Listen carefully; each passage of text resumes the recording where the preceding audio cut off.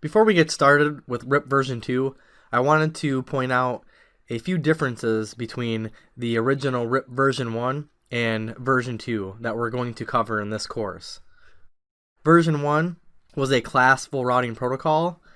RIP version 2 is a classless routing protocol. Version 1 sent its RIP updates via broadcasts. Version 2 uses multicast for its updates with the multicast address of 224.0.0.9.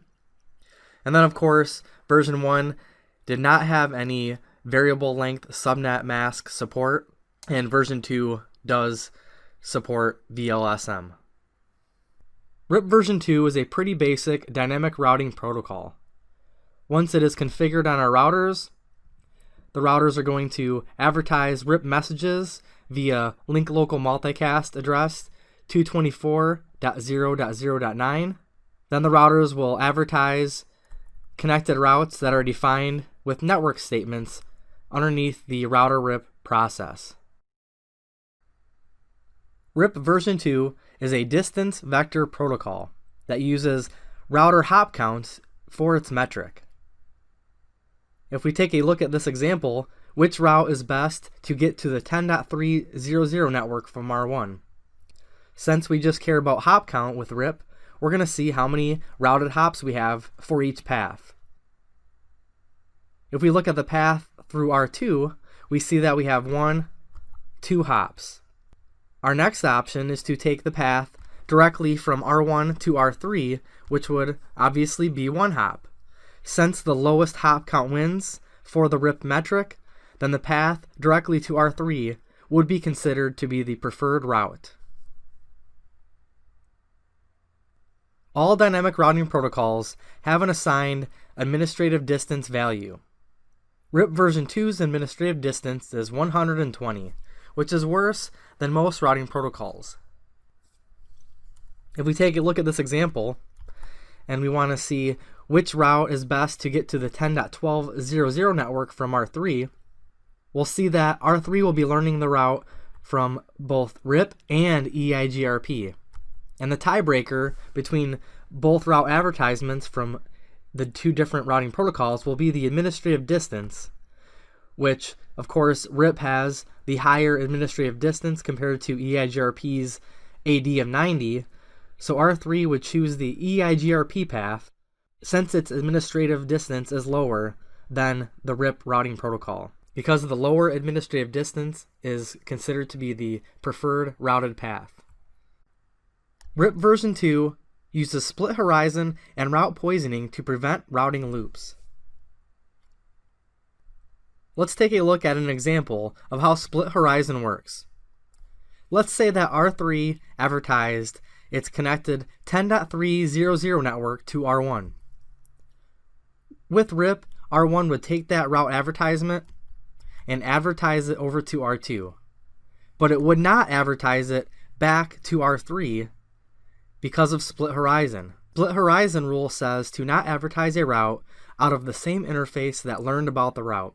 So since we learned about the 10.300 route on the interface that's connected to R3, we would not advertise that route back out to R3. Route poisoning is another method for RIP version 2 to prevent routing loops. In this example, let's say that R3's connected 10.300 interface had failed. To prevent routing loops in the routing topology, R3 would introduce route poisoning by advertising that same network with a metric of 16. And this is how route poisoning works, by advertising any failed route with an infinite metric of 16 to flush out the existing routing table entries for that route. So when R1 and R2 received this route advertisement, they would discard the 10.300 route since it had an infinite metric. The reason that a metric of 16 is considered to be infinite in RIP is because with RIP, it can only have a maximum hop count of 15 for its metric. So a RIP routing topology cannot exceed 15 routed hops. One key feature to understand with RIP version 2 is auto-summarization. In certain scenarios, RIP will actually automatically advertise classful summary routes for classful networks. And in this example here, since R1 and R2 have this 172.16 class B classful network in between them, since this could be considered a discontiguous classful routing topology, if R1 or R2 wanted to advertise their connected 10 dot networks and auto summarization was enabled, R1 would actually advertise a classful summary route for the 10 network to R2, and R2 would also advertise a 10 dot summary advertisement to R1 to represent the 10.2. Because when auto summarization is enabled, the routers think, well, you know what? I don't have a 10 dot network on this routed connection to R1, so I'm just going to say, hey, if you need to get to 10 anything, come to me. Sometimes auto summarization is okay, but imagine if we had another router in the mix and R3 wanted to get to the 10.1 network that's connected to R1 and the 10.2 network that's connected off of R2. Well, in this scenario, when R3 wanted to get to either of those networks, it actually would have two summaries, one to R1 and one to R2, that by default would be equal cost. So when it wanted to send traffic to 10.1 or 10.2, it would actually be equal cost load balancing its traffic, one packet to R1, one packet to R2, depending on which network it was going to. And you can see how this could really cause some issues in a network because R3 doesn't know the right path to go to get to the specific networks. To fix this problem, we can disable auto summarization with the no auto summary command in our router RIP configuration. And that's really best practice. I mean, most of the time it's better to rely on manual summarization. So any routing protocol that has auto summarization, just disable it. Some software versions now have it disabled by default, but just remember that anytime you're configuring RIP, just put no auto summary under your configuration. And then once you enter the no auto summary in a topology like this, then R3 would learn the specific routes, so it would know exactly where to go for the 10.1 and 10.2 networks.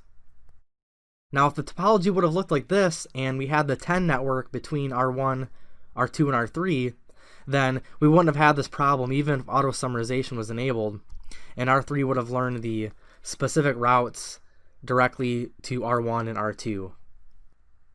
Now we're going to take a look at how RIP version 2 advertises a default route into the RIP topology.